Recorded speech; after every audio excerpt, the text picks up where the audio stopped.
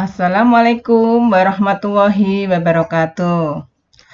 Alhamdulillah anak-anak, hari ini kita bertemu kembali ya dalam bahasan tema 6 sub tema 3 ya, kegiatan ekonomi masyarakat di dataran rendah dan dataran tinggi. Sebelumnya kita mulai pembelajaran hari ini, mari kita berdoa dulu ya dengan bacaan basmalah bersama-sama. Bismillahirrahmanirrahim. Semoga dengan bacaan basmalah ini kegiatan hari ini dipermudah ya, dilancarkan semuanya. Amin. Ya, kita mulai kegiatan ekonomi masyarakat di dataran rendah. Kemarin sudah dibahas ya, ini Bu Umi hanya mengulang. Dataran rendah itu merupakan dataran yang luas dan rata. Dataran ini terletak di ketinggian 0 sampai 200 meter di atas permukaan laut. Dataran rendah juga dikenal dengan istilah aluvial. Nah, jenis aluvial ini adalah jenis tanah subur dan baik untuk bercocok tanam. Selain itu, dataran rendah itu memiliki area yang relatif datar sehingga kondisi ini memudahkan masyarakat dalam beraktivitas. Kemudahan tersebut membuat dataran rendah berkembang menjadi pusat kegiatan masyarakat. Salah satunya adalah kegiatan pembangunan pada bidang ekonomi, seperti menanam padi dan menangkap ikan. Kegiatan ekonomi masyarakat di dataran rendah antara lain menanam padi, beternak, melakukan penambangan, dan mengelola kegiatan industri atau adanya pabrik-pabrik. Dataran rendah adalah daerah dekat pantai, sehingga dimanfaatkan oleh nelayan untuk menangkap ikan, budidaya sumber daya laut, dan mengelola kawasan pantai menjadi objek wisata. Jelas ya anak-anak tentang dataran rendah. Sekarang kita bahas kegiatan ekonomi masyarakat di dataran tinggi. Apa yang dinamakan dataran tinggi? Dataran tinggi adalah bagian daratan yang datar dengan ketinggian lebih dari 400 meter di atas permukaan laut. Dataran tinggi terbentuk sebagai hasil dari erosi dan juga sedimentasi atau pengendapan material yang tertimbun material-material dari lereng gunung yang berada di sekitarnya. Dataran tinggi terbentuk sebagai hasil dari erosi dan juga sedimentasi yang tertimbun material-material dari lereng gunung yang berada di sekitarnya. Adapun aktivitas ekonomi masyarakat di dataran tinggi itu lebih cocok untuk perkebunan dan peternakan. Kedua kegiatan tersebut dapat dilakukan baik secara individu atau berkelompok. Interaksi manusia dengan lingkungan di bidang ekonomi dipengaruhi oleh beragamnya mata pencarian masyarakat Indonesia. Nah, perbedaan ini disebabkan kenapa? Disebabkan karena adanya sumber daya alam yang terdapat di daerah sekitarnya. Contohnya, petani memanfaatkan lahan subur di dataran tinggi untuk bercocok tanam teh. Kalau di dataran rendah memanfaatkan untuk bercocok tanam padi. Disesuaikan dengan alam sekitarnya ya.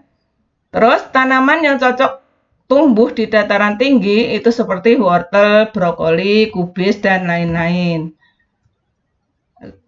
Dan kegiatan ekonomi masyarakat di dataran tinggi lebih cocok tadi ya untuk perkebunan dan peternakan.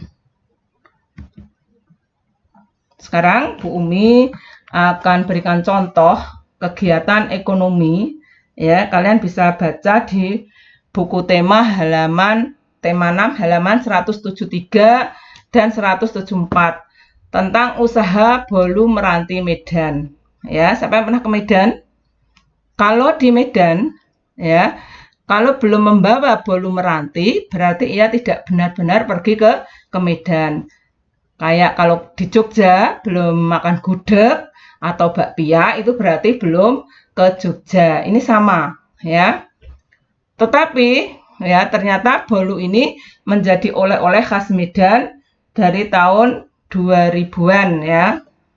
Pertama kali asal mulanya itu kecil-kecilan di daerah Gang Meranti. Ternyata ketika bolu ini enak ya, bolu ini enak sehingga banyak yang dari mulut ke mulut, oh ini enak-enak ya, akhirnya terkenalah bolu meranti ya.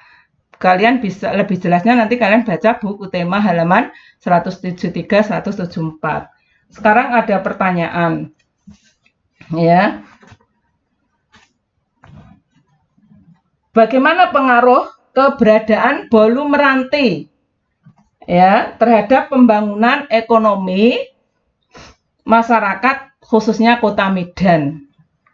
Coba ya. Apa pengaruh keberadaan bolu meranti terhadap pembangunan ekonomi masyarakat Kota Medan? Dengan adanya usaha bolu meranti yang dikenal oleh banyak pengunjung ya, tidak hanya orang Medan saja, orang yang wisata ke Medan akan membeli oleh-oleh bolu meranti. Ini akan membuka ya lapangan pekerjaan bagi orang-orang Medan ya. Jadi bagaimana pengaruh bolu meranti terhadap pembangunan ekonomi masyarakat Kota Medan? Akan menambah ya lapangan pekerjaan bagi orang-orang Medan. Itu ya pengaruhnya usaha bolu meranti terhadap kegiatan pembangunan ekonomi masyarakat Kota Medan. Ini contohnya. Karena yang dulunya tidak mempunyai pekerjaan, tapi dengan adanya bolu ini, usaha bolu ini berkembang dengan pesat, maka akan menarik tenaga-tenaga ya yang ada di daerah sekitar Medan itu. Jadi akan membuka lapangan pekerjaan bagi penduduk atau orang-orang Kota Medan. Ini contohnya ya. Paham ya anak-anak? Lebih jelasnya kalian baca halaman 173 dan 174. Jadi bolu meranti ini juga merupakan ciri khas daripada Kota Medan. Misalnya apa pengaruhnya bolu meranti ini terhadap pembangunan sosial budaya ya masyarakatnya? Pengaruhnya sosial budayanya bolu meranti ini akhirnya menjadi ciri khas Kota Medan. Paham? Jadi Bu Umi ulang ya. Kalau ada pertanyaan, bagaimana pengaruh keberadaan bolu meranti terhadap pembangunan ekonomi masyarakat Kota Medan? Ya, jawabnya adalah usaha bolu meranti ini akan membuka lapangan pekerjaan bagi orang-orang Medan. Tapi apabila ada pertanyaan, bagaimana pengaruh keberadaan bolu meranti terhadap pembangunan sosial budaya masyarakatnya? Jawabannya apa? Bolu meranti menjadi ciri khas Kota Medan. Bisa ya membedakan ya? Lanjut. Sekarang bab terakhir ya. Permasalahan sosial yang ada di sekitar kita. Permasalahan sosial yang terjadi di masyarakat salah satunya disebabkan oleh adanya pihak-pihak yang tidak melakukan tanggung jawabnya. Salah satu bentuk tanggung jawabnya adalah melaksanakan nilai-nilai Pancasila sebagai dasar negara. Nilai-nilai dalam Pancasila itu menjamin terjadinya masyarakat yang saling menghargai demi kepentingan bersama. Adapun masalah sosial yang pertama adalah sampah. Ya. Salah satu kebiasaan yang tak terpuji adalah membuang sampah sembarangan.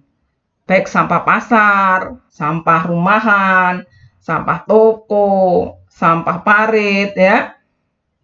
yang tidak dibuang pada tempatnya akan berserakan sampai ke jalan raya. Hal-hal ini terjadi karena banyak orang yang tidak bertanggung jawab untuk menjaga lingkungan mereka dengan membuang sampah sembarangan.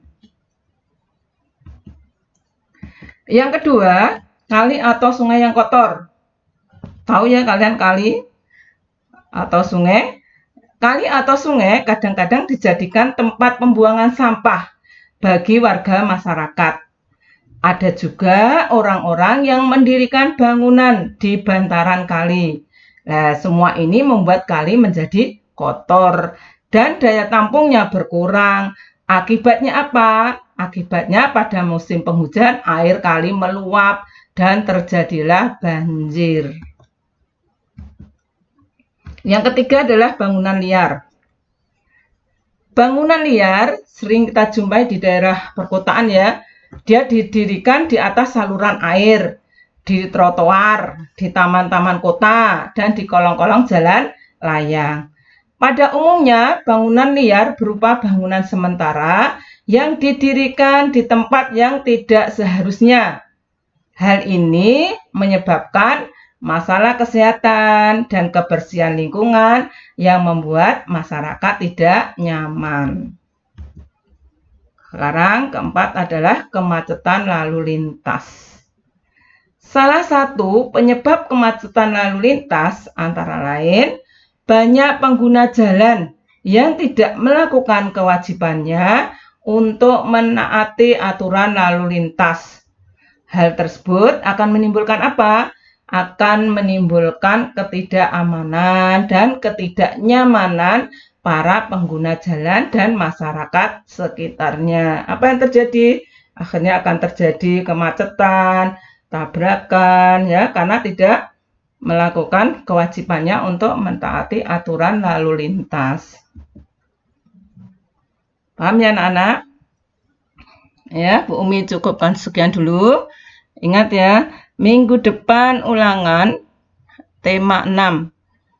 Baik dari subtema 1, subtema 2, dan subtema 3.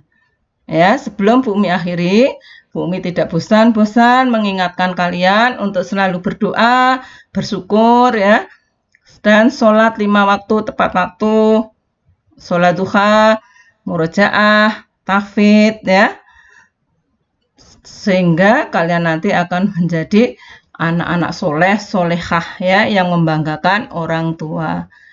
Cukup sekian ya, apabila ada kata salah, Bu Umi mohon maaf. Kita tutup dengan bacaan hamdalah bersama-sama. Alhamdulillahirabbil alamin.